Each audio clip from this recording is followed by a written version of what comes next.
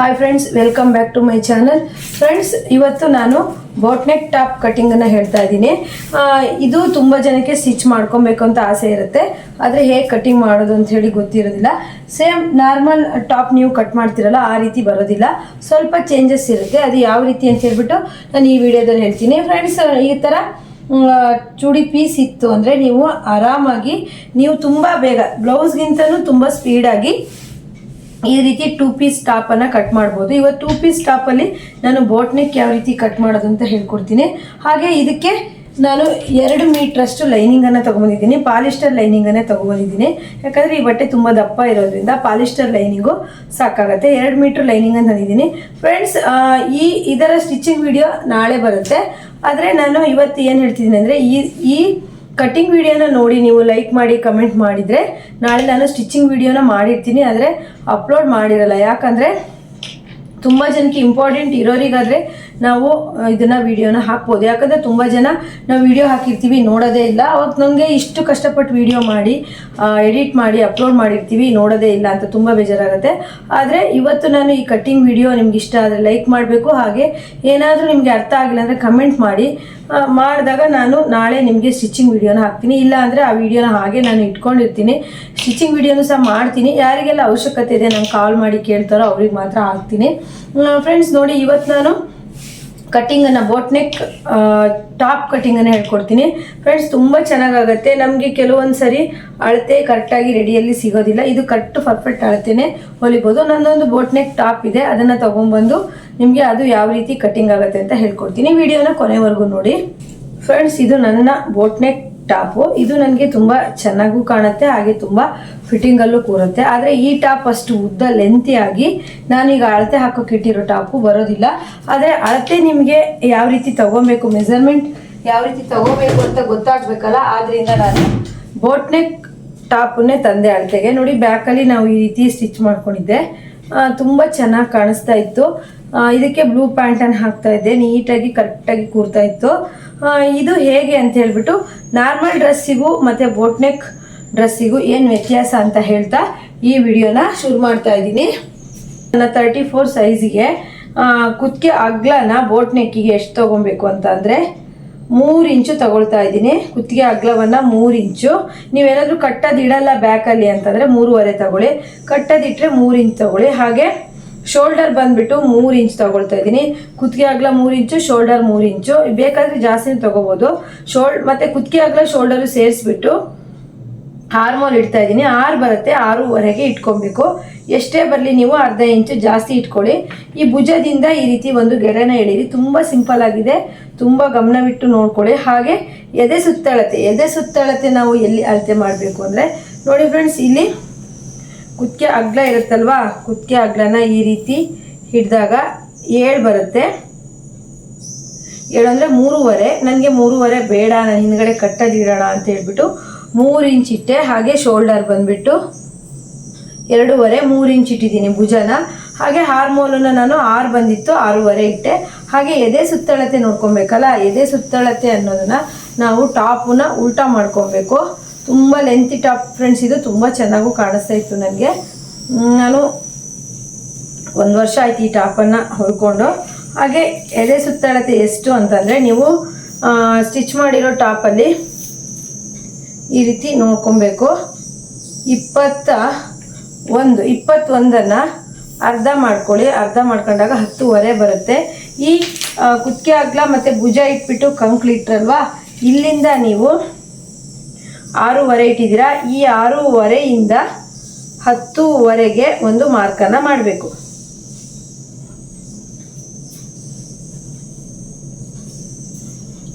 ನೋಡಿ ಫ್ರೆಂಡ್ಸ್, 10.5ಗೆ ಒಂದು ಮಾರ್ಕನ್ನು ಮಾಡಿ.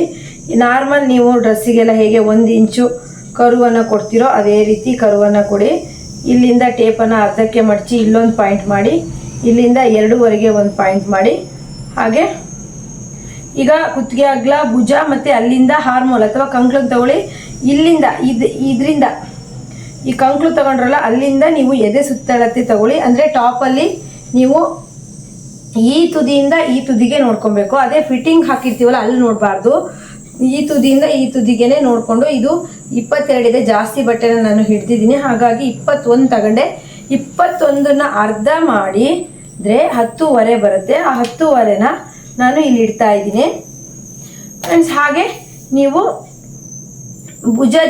ಈ ಭುಜದಿಂದ ಟೇಪನ್ನು ಈ ರೀತಿ ಸ್ಟ್ರೈಟಾಗಿ ಹಿಡಿಬೇಕು. ನಮ್ಮಂಥ ಅಂದರೆ ಈಗ 10th ಒಳಗಡೆ ಇರೋಂತಹ ಮಕ್ಕಳಿಗೆ ನೀವು ಸೊಂಟದ ಉದ್ದ ಅನ್ನೋದನ್ನು 11 ಇಂಚ್ ಇಟ್ಕೊಳ್ಳಿ.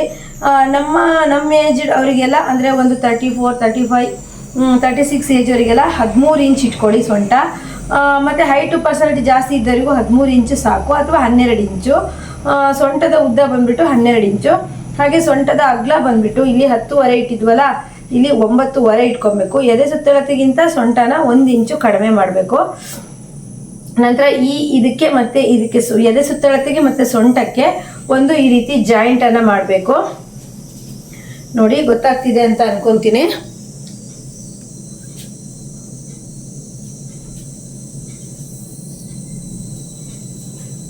ಫ್ರೆಂಡ್ಸ್, ಎದೆ ಸುತ್ತಳತೆಗೂ ಮತ್ತು ಸೊಂಟಕ್ಕೂ ಒಂದು ಈ ರೀತಿ ಕ್ರಾಸಲ್ಲಿ ಒಂದು ಮಾಡ್ಕೊಬೇಕು. ಅಂದರೆ ಇಲ್ಲಿ 10ವರೆ ಇತ್ತು, ನಾನು ಸೊಂಟಕ್ಕೆ 9ವರೆ ತಗೊಂಡೆ. ಯಾಕಂದರೆ ಸೊಂಟ ಶೇಪು ನೀವು ಸ್ಟಿಚ್ ಮಾಡಿದ್ಮೇಲೆ ಈ ರೀತಿ ಕರು ಶೇಪಲ್ಲಿ ಬರಬೇಕು. ಒಬ್ಬೊಬ್ಬರು ಸ್ಟಿಚ್ ಮಾಡ್ತಾರೆ, ಸ್ಟ್ರೈಟ್ ಇರುತ್ತೆ, ಅದು ನೀಟಾಗಿ ಬಾಡಿ ಮೆಜರ್ಮೆಂಟಿಗೆ ಕೂರೋದಿಲ್ಲ. ಈ ರೀತಿ ಕರುವಾಗಿ ಬರೋದಕ್ಕೆ ನಾವು ಎದೆ ಸುತ್ತಳತೆಯಿಂದ ಸೊಂಟಕ್ಕೆ 1 ಇಂಚು ಕಡಿಮೆ ಮಾಡಬೇಕು. ಹಾಗೆ ಈಗ ನೆಕ್ಸ್ಟ್ ಬಾಟಮ್ ಎಷ್ಟು ಬೇಕು ಅಂತ ಹೇಳ್ಬಿಟ್ಟು ನಿಮಗೆ ಟಾಪ್ ಕೊಟ್ಟರೆ ಟಾಪಲ್ಲಿ ನೋಡ್ಕೊಳ್ಳಿ. ಇಲ್ಲ ಅಂತಂದರೆ ನೀವು ನಮ್ಮ ಏಜ್ ಇರೋರಿಗೆ ಅಥವಾ ಒಂದು PUC ನಂತರ ಇರೋರು ಎಲ್ರಿಗೂ 12ವರೆ ಇಟ್ಕೊಳ್ಳಿ. ಇದು ಬಾಟಮ್ ಸ್ವಲ್ಪ ಅಗ್ಲನೇ ಇಟ್ಟಿದ್ದೆ ನಾನು. ಇದು ಎಷ್ಟಿದೆ ಅಂತ ಅಂದರೆ 11ವರೆ ಇದೆ ಫ್ರೆಂಡ್ಸ್. 11ವರೆಗೆ 1 ಇಂಚ್ ಸೇರಿಸ್ಬೇಕು, ಅಥವಾ 12ವರೆ ಆಗುತ್ತೆ. ತುಂಬ ತೆಳು ಇದ್ದೀರಾ, ನಮಗೆ ಬಾಟಮ್ ಜಾಸ್ತಿ ಅಗಲ ಬೇಡ ಅನ್ನೋರು ನೀವು ಕಡಿಮೆ ಮಾಡ್ಕೊಬೋದು. ನಾನು 11ವರೆ ಈ ಟಾಪಲ್ಲಿ ಬಂತು, ಹಾಗೆ ನಾನು 12ವರೆ ಇಟ್ಟೆ. ನೋಡಿ, ಇಲ್ಲಿಂದ ಇಲ್ಲಿಗೆ ಒಂದು ಈ ರೀತಿ ಗೆರೆಯನ್ನು ಹಾಕೊಳ್ಳಿ. ಈ ರೀತಿ ಗೆರೆಯನ್ನು ಹಾಕಿ ನೋಡಿ, ಫಸ್ಟಿಂದ ಹೇಳ್ತೀನಿ. ಇಲ್ಲಿ ಸೊಂಟದಿಂದ ಬಾಟಮಿಗೆ ಈ ರೀತಿ ಒಂದು ಗೆರೆನ ಹಾಕೊಳ್ಳಿ. ನೋಡಿ, ಅರ್ಥ ಆಯಿತು ಅನ್ಕೊತೀನಿ. ಕುತ್ತಿಗೆ ಅಗಲ, ಭುಜ ಮತ್ತು ಹಾರ್ಮೋಲು, ಹಾಗೆ ಎದೆ ಸುತ್ತಳತೆ. ಹಾರ್ಮೋಲ್ ತಗೊಂಡಾದ್ಮೇಲೆ ನಾವು ಬ್ಲೌಸಲ್ಲಿ ಈ ರೀತಿ ಮಾಡಲ್ಲ. ಆಮೇಲೆ ಹಾರ್ಮೋಲಿಂದ ಎದೆ ಸುತ್ತಳತೆ 11ವರೆ, ಸೊಂಟ ಬಂದ್ಬಿಟ್ಟು ಅದು ಎದೆ ಸುತ್ತಳತೆಗಿಂತ ಸೊಂಟ ಸುತ್ತಳತೆನ 1 ಇಂಚ್ ಕಡಿಮೆ ಮಾಡಬೇಕು, 10ವರೆ. ಅಲ್ಲಿಂದ ನೆಕ್ಸ್ಟ್ ಬಂದರೆ ಬಾಟಮ್, ಟಾಪಿನ ಬಾಟಮ್ ಬಂದ್ಬಿಟ್ಟು 11ವರೆ ಬಂದಿತ್ತು. 1 ಇಂಚು ಇಲ್ಲಿ ಫೋಲ್ಡಿಂಗ್ ಹೋಗುತ್ತೆ, ಕಟ್ಟು ಟಾಪ್ ಅಲ್ವಾ, ಹಾಗಾಗಿ 1 ಇಂಚು ಜಾಸ್ತಿಯನ್ನು ಇಟ್ಕೊಬೇಕು. ಇಷ್ಟು ಅರ್ಥ ಆಯಿತು ಅನ್ಕೊತೀನಿ. ಹಾಗೆ ಈಗ ನಾವು ಮುಂಭಾಗದ ನೆಕ್ ಡೀಪನ್ನು ಹಾಕಬೇಕು. ನೆಕ್ ಡೀಪ್ ಬಂದ್ಬಿಟ್ಟು ನಾವು 3 ಇಂಚ್ ಅಥವಾ 3.5 ಇಂಚ್ ತಗೋಬೋದು. ನಾನು 3.5 ಇಂಚ್ ತಗೊಳ್ತೀನಿ. 3.5 ಇಂಚ್ ತಗೊಂಡ್ರೆ 3 ಇಂಚಿಗೆ ಬರುತ್ತೆ. ನೋಡಿ, ಬೋಟ್ ನೆಕ್ಕು ಈ ರೀತಿ ಸೆಮಿ ಬೋಟ್ ನೆಕ್ ಥರ ಬರುತ್ತೆ. ಈಗ ನೋಡಿ, ಈಗ ಕಟ್ಟಿಂಗನ್ನು ನಾನು ಮಾಡ್ತೀನಿ. ಇಷ್ಟೇ ಫ್ರೆಂಡ್ಸ್, ಟಾಪ್ ಕಟ್ಟಿಂಗ್ ಅನ್ನೋದು ಇಷ್ಟೇ ಇದೆ. ಈ ಕಟ್ಟಿಂಗ್ ಮಾಡ್ತೀನಿ. ನಾನು ಟಾಪಿನ ಉದ್ದ ಯಾಕೆ ಹೇಳಲಿಲ್ಲ ಅಂದರೆ, ನನಗೆ ಇಷ್ಟು ಉದ್ದನೂ ಟಾಪ್ ಬೇಕು. ಟಾಪಿನ ಉದ್ದ ನಾನು ಎಷ್ಟು ಇಟ್ಕೊಂಡೆ ಅಂತ ಹೇಳ್ಬಿಟ್ಟು ಇನ್ನೊಂದ್ಸತಿ ಹೇಳ್ತೀನಿ. ನೋಡಿ, ಟಾಪಿನ ಉದ್ದ ಬಂದ್ಬಿಟ್ಟು 37 ಇಂಚಿದೆ.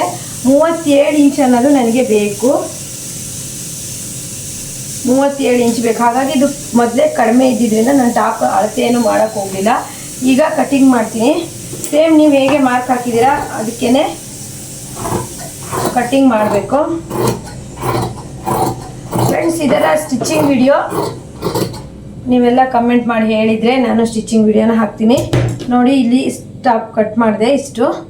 ಈಗ ಇಲ್ಲಿ ಸೊಂಟದ ಹತ್ರ ಬಂದುಬಿಟ್ಟು ನಿಲ್ಲಿಸ್ಬೇಕು. ಸೊಂಟದಿಂದ ಈ ರೀತಿ ತಗೋಬೇಕು. ತುಂಬ ಜನ ಸ್ಟಿಚ್ ಮಾಡೋದು ಸೊಂಟದಲ್ಲಿ ಶೇಪ್ ಬರೋದಿಲ್ಲ, ಹಾಗಾಗಿ ತುಂಬ ಜನಕ್ಕೆ ಟಾಪು ಸ್ಟಿಚಿಂಗ್ ಇಷ್ಟ ಆಗಲ್ಲ. ಟಾಪು ಸ್ಟಿಚಿಂಗ್ ಇಷ್ಟ ಆಗಬೇಕು ಅಂತಂದರೆ ನೆಕ್ ನೀಟಾಗಿ ಕೂತಿರಬೇಕು. ಹಾಗೆ ಮತ್ತು ಸೊಂಟದಲ್ಲಿ ಶೇಪ್ ಬಂದಿರಬೇಕು. ಪ್ರತಿಯೊಬ್ಬರು ನೋಡೋದು ಅಷ್ಟೇ, ಸೊಂಟದಲ್ಲಿ ಶೇಪ್ ಬಂದಿದೆ ಅಂದರೆ ಮಾತ್ರ ಟಾಪನ್ನು ಇಷ್ಟಪಡ್ತಾರೆ. ಈಗ ಕುತ್ತಿಗೆ ಅಗಲನ ಕಟ್ ಮಾಡಿದೆ. ಈಗ ನೋಡಿ, ಫ್ರಂಟು ನನಗೆ ತುಂಬ ಡೀಪೆಲ್ಲ ಇಷ್ಟ ಆಗಲ್ಲ. ಈ ರೀತಿ ತುಂಬ ಇಷ್ಟ, ಸಿಂಪಲಾಗಿ ತುಂಬ ಇಷ್ಟ ಆಗುತ್ತೆ. ನೋಡಿ ನಾನೀಗ ಬೇಕಾದರೆ ಈ ಟಾಪ್ ಕಟ್ಟಿಂಗನ್ನು ನಾನು ಹೇಳ್ತೀನಿ ನಿಮಗೆ. ನೋಡಿ ಯಾವ ರೀತಿ ಶೇಪ್ ಬಂದಿದೆ ಅಂತ ಹೇಳ್ಬಿಟ್ಟು. ನೋಡಿ ಇಲ್ಲಿ ಕರುವಾಗಿ ಶೇಪ್ ಬಂದಿದೆ. ಈ ಶೇಪಿಗೋಸ್ಕರನೇ ನೀವೇನಾದರೂ ಸ್ಟಿಚಿಂಗ್ ಮಾಡಿಕೊಟ್ಟು ಚೆನ್ನಾಗಿತ್ತು ಅಂದರೆ ನಿಮ್ಮ ಕೈಲೇ ತುಂಬ ಜನ ಕಸ್ಟಮರ್ ಬರ್ತಾರೆ. ನೋಡಿ ಶೇಪ್ ಇದೆ, ಇದು ಫ್ರಂಟ್ ಪಾರ್ಟು. ನಿಮಗೆ ಇಲ್ಲಿ ಸ್ವಲ್ಪ ಡೀಪ್ ಬೇಕಾದರೂ ತೊಗೊಬೋದು. ಆದರೆ ನನಗೆ ಸಾಕು ಅಂತ ಅನ್ನಿಸ್ತಿದೆ, ಅಂದರೆ ನಾನು ಸ್ವಲ್ಪ ಜಾಸ್ತಿ ಡೀಪನ್ನು ಹಾಕೋದಿಲ್ಲ. ಆದರೂ ಪರವಾಗಿಲ್ಲ, ಇನ್ನೊಂದು ಸ್ವಲ್ಪ ಒಂದು 1/4 ಇಂಚಷ್ಟು ನೀವು ಬೇಕಾದ್ರೆ ಹೀಗೆ ಜಾಸ್ತಿ ಮಾಡ್ಕೋಬೋದು. ನೋಡಿ ಇದು ಫ್ರಂಟ್ ಪಾರ್ಟ್ ಆಯಿತು. ಹಾಗೆ ಇದು ಬ್ಯಾಕ್ ಪಾರ್ಟು. ಬ್ಯಾಕ್ ಪಾರ್ಟಲ್ಲಿ ನೀವು ಡಿಸೈನ್ ಸಹ ಚೂಸ್ ಮಾಡ್ಬೋದು.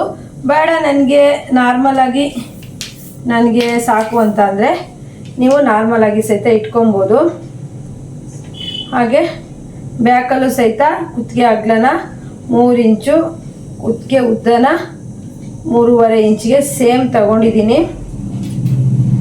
ನೋಡಿ ಈ ಥರ ಶೇಪನ್ನು, ಒಂದು ನೆಕ್ಕಿನ ಶೇಪನ್ನು ಕೊಡಿ, ರೌಂಡ್ ಶೇಪು. ಹಾಗೆ ಒಂದು ಸಿಂಪಲ್ ಆಗಿ ಈ ರೀತಿ ಕೊಡ್ಬೋದು, ಇಲ್ಲಾಂದರೆ ರೌಂಡ್ ಆಗಿ ಕರು ಸಹಿತ ಕೊಡ್ಬೋದು. ಇಲ್ಲಿಂದ ಬ್ಯಾಕ್ ಡೀಪ್ ಎಷ್ಟಿದೆ ಅಂತ ಹೇಳಿ ನೋಡ್ಕೊಳ್ಳೋಣ. ಈ ಡ್ರೆಸ್ಸಲ್ಲಿ ಬ್ಯಾಕ್ ಡೀಪ್ ಬಂದು 6.5 ಇದೆ. ನನಗೆ ಅಷ್ಟೊಂದು ಬೇಡ, 6 ಇಂಚಿಗೆ ಇಟ್ಕೊಳ್ತೀನಿ.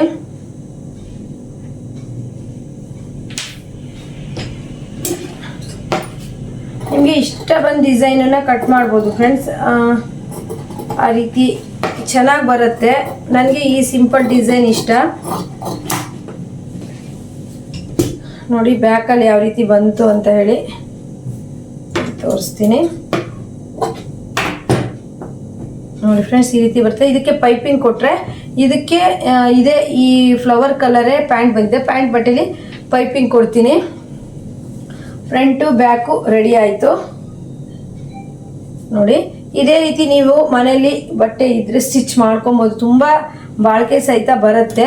ಹಾಗೆ ಸ್ಲೀವು, ಈ ಟಾಪಲ್ಲಿ ಸ್ಲೀವ್ ಅನ್ನೋದು ಜಾಸ್ತಿ ಉದ್ದ ಬರಲ್ಲ. ಎಷ್ಟು ಬರುತ್ತೆ ನೋಡಿಬಿಟ್ಟು, ಎಲ್ಬೋ ಸ್ಲೀವ್ ಬರುತ್ತಾ ಏನು ಅಂತ ನೋಡಿಬಿಟ್ಟು ಸ್ಲೀವ್ ಕಟ್ಟಿಂಗನ್ನು ಮಾಡ್ತೀನಿ. ಟಾಪ್ ಈಗ ತುಂಬ ಟ್ರೆಂಡಲ್ಲಿ ನಡೀತಿದೆ. 2 ಪೀಸ್ ಟಾಪು ಮತ್ತು ಸ್ಟ್ರೈಟ್ ಪ್ಯಾಂಟು ತುಂಬ ಟ್ರೆಂಡಲ್ಲಿ ನಡೀತಿದೆ. ಈ ಟಾಪಿಗೂ ನಾನು ಸ್ಟ್ರೈಟ್ ಪ್ಯಾಂಟನ್ನೇ ಹೊಲ್ಕೊಬೇಕು ಅಂತ ಇದ್ದೀನಿ. ನಾವು ತೋಳನ್ನು ಟಾಪು ಶೋಲ್ಡರ್ ಜಾಯಿಂಟ್ ಆದಮೇಲೆ ಕಟ್ ಮಾಡ್ತೀವಿ. ಆದರೂ ಪರವಾಗಿಲ್ಲ, ಸ್ವಲ್ಪ ಜಾಸ್ತಿ ಇಟ್ಕೊಂಡೆ ಕಟ್ ಮಾಡ್ತೀನಿ. ತೋಳು ಉದ್ದ ಬಂದುಬಿಟ್ಟು 9.5 ಸಿಗ್ತಾ ಇದೆ ನಮಗೆ. ಇಲ್ಲಿ 9.5 ಸಿಗ್ತಾ ಇದೆ. ಪರವಾಗಿಲ್ಲ, ಎಷ್ಟು ಸಿಗುತ್ತೋ ಅಷ್ಟು ಇಟ್ಕೊಬೇಕು. ತೋಳಿನ ಕಂಕ್ಳಗ್ಲ ಅಂದ್ಬಿಟ್ಟು 10.5 ಬರ್ತಿದೆ.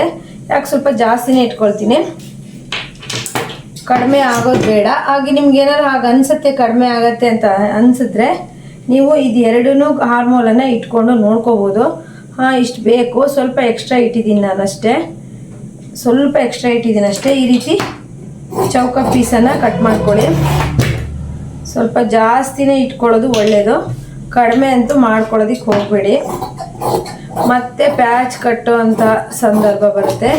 ಪ್ಯಾಚ್ ಕಟ್ಟೋ ಅಂಥ ಕೆಲಸನ ಮಾಡ್ಕೊಂಬಿಡಿ. ನೋಡಿ ಈ ರೀತಿ ಚೌಕ ಪೀಸ್ ರೆಡಿ ಆದಮೇಲೆ ತೋಳಿನ ಡೌನಿಂಗ್ ಬಂದುಬಿಟ್ಟು 3 ಇಂಚು. ಇದು ಹೀಗೆ ಕೂರೋ ಅಂಥ ಜಾಗ. ಇಲ್ಲಿಂದ ನೀವು ಒಂದು ತೋಳಿನ ಶೇಪನ್ನು ಹಾಕಿ, ತುಂಬ ಜನಕ್ಕೆ ಟಾಪನ್ನು ನಾನೇ ಸ್ಟಿಚ್ ಮಾಡ್ಕೊಬೇಕು ಅಂತ ಆಸೆ ಇರುತ್ತೆ. ಆದರೆ ಅವರಿಗೆ ಯಾವ ರೀತಿ ಕಟ್ಟಿಂಗ್ ಮಾಡಬೇಕು, ಸ್ಟಿಚಿಂಗ್ ಮಾಡಬೇಕು ಅಂತ ಹೇಳಿ ಕೇಳೋದು ಗೊತ್ತಾಗೋದಿಲ್ಲ. ಇದಕ್ಕೆ 2 ಶೇಪ್ ಬೇಡ ಫ್ರೆಂಡ್ಸ್, ಸಾರಿ, ಇದಕ್ಕೆ 2 ಶೇಪ್ ಬೇಡ, ಒಂದೇ ಶೇಪ್ ಸಾಕು. ಅಂದರೆ ಟಾಪು ಕಟ್ಟಿಂಗಿಗೆ ಫ್ರೆಂಡ್ಸ್ ಇದು ತುಂಬ ಈಸಿಯಾಗಿ ಹಾಗೆ ಪರ್ಫೆಕ್ಟಾಗಿ ಹೇಳ್ಕೊಡಿದ್ದೀನಿ ಫ್ರೆಂಡ್ಸ್. ನೋಡಿ ನಿಮಗೆ ಗೊತ್ತಿಲ್ಲ ಅಂತ ಅಂದರೆ ನನಗೆ ಕಮೆಂಟ್ ಮಾಡಿ, ಹಾಗೆ ವಿಡಿಯೋನ ನೋಡಿಬಿಟ್ಟು ಸ್ಟಿಚ್ ಮಾಡಿ. ಏನಾದರೂ ಗೊತ್ತಿಲ್ಲ ಅಂದರೆ ಕಮೆಂಟ್ ಮಾಡಿ, ನಾನು ಹೇಳ್ತೀನಿ. ಅದೇ ಫ್ರೆಂಡ್ಸ್, ನಿಮ್ಮ ಊರಲ್ಲಿ ಯಾರಾದರೂ ಟೈಲರ್ ಇರ್ತಾರೆ ಅಂದರೆ ನೀವು ಏನಾದರೂ ಕೇಳಕ್ಕೆ ಹೋಗಿ ಹೇಳ್ಕೊಡ್ತಾರಾ? ಇಲ್ಲ, ನಾವು ಫ್ರೀಯಾಗಿ ಕಲಿಸ್ತಾ ಇರ್ತೀವಿ. ನೀವು ಸಹ ಖುಷಿಯಿಂದ ವಿಡಿಯೋನ ನೋಡಿದ್ರೆ ನನಗೂ ಸಹ ತುಂಬ ಮತ್ತೆ ವಿಡಿಯೋ ಮಾಡೋದಕ್ಕೆ ಖುಷಿ ಆಗುತ್ತೆ. ನೀವು ನೋಡೇ ಇಲ್ಲ ಅಂತಂದರೆ, ಲೈಕು ಕೊಟ್ಟಿಲ್ಲ, ಕಮೆಂಟು ಮಾಡಿಲ್ಲ ಅಂತಂದರೆ ನಂಗೆ ತುಂಬ ಮತ್ತೆ ಯಾಕೆ ನಾವು ಸ್ಟಿಚಿಂಗ್ ಕಟ್ಟಿಂಗ್ ಹೇಳ್ಕೊಡ್ಬೇಕು, ಯಾರಿಗೆ ಅನಿವಾರ್ಯ ಇರುತ್ತೋ ಅವರಿಗೆ ಹೇಳ್ಕೊಡೋಣ ಅಂತ ಅನಿಸುತ್ತೆ. ತುಂಬ ಜನ ಕಾಲ್ ಮಾಡಿದರು, ನನಗೆ ಈ ಟಾಪ್ ಕಟ್ಟಿಂಗ್ ಹೇಳ್ಕೊಡಿ ಅಂತ ಹೇಳ್ತಿದ್ರು. ಅವರು ಫ್ರೀಯಾಗೆ ನೋಡಲಿ ಅಂದ್ಬಿಟ್ಟು ನಾನು ಟಾಪ್ ಕಟ್ಟಿಂಗ್ ಹೇಳ್ಕೊಟ್ಟಿದ್ದೀನಿ. ಹಾಗೆ ಈ ವಿಡಿಯೋನ ತುಂಬ ಜನ ಲೈಕ್ ಮಾಡಿ ಶೇರ್ ಮಾಡಿದರೆ ನಾನು ನಾಳೆ ಸ್ಟಿಚಿಂಗ್ ವಿಡಿಯೋ ಹಾಕ್ತೀನಿ, ಇಲ್ಲ ಅಂದರೆ ಹಾಕೋಲ್ಲ, ಹಾಗೆ ಸ್ಟಿಚ್ ಮಾಡ್ತೀನಿ.